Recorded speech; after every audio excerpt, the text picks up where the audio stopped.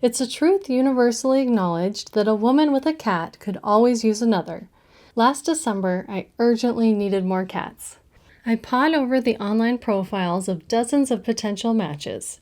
I told my husband Eric that we should swipe right on Lurk, a stunning Siamese. Then I saw a little black and white. "Look at Finn," I texted Eric with a teary-eyed emoji.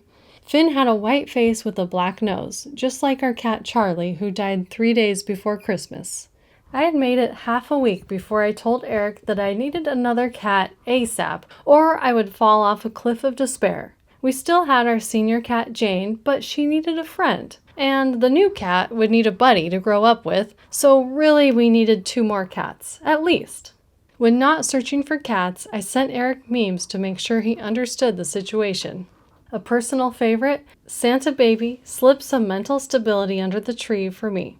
So we headed out that Saturday morning with 2 pet carriers in the back seat of the truck, ready to bring home our furry soulmates. Our first stop was the Oregon Humane Society to adopt Lurk, the Siamese kitten. My excitement faded a bit when we pulled into the driveway and saw a packed parking lot. Then in the lobby, a greeter stopped us and said, "I hope you're not here for a puppy." Apparently there had been a line of people waiting outside since 5 a.m. to adopt one of the newly available Golden Retriever puppies. I realized Eric and I probably needed to move quickly if we wanted to adopt a Lurk. We got in line to ask for a meeting, and the answer was a solid no. Someone got her earlier that morning. Luckily, we had backup options. There were some highly eligible cats in Vancouver, so we shot across the river. But at the next stop, everyone was taken. "Okay, let's try the Humane Society up here," I said, starting to worry that we might not get our cats today. Knowing the routine, we sped by the kennels, noted the names of our dream cats, and put in our request to meet with Pop and Lock. Again, another family got there right before us. "I guess we could try the Multnomah County shelter," I suggested to Eric. It was well into the afternoon. I was sure they'd be all out of cats, given how things were going.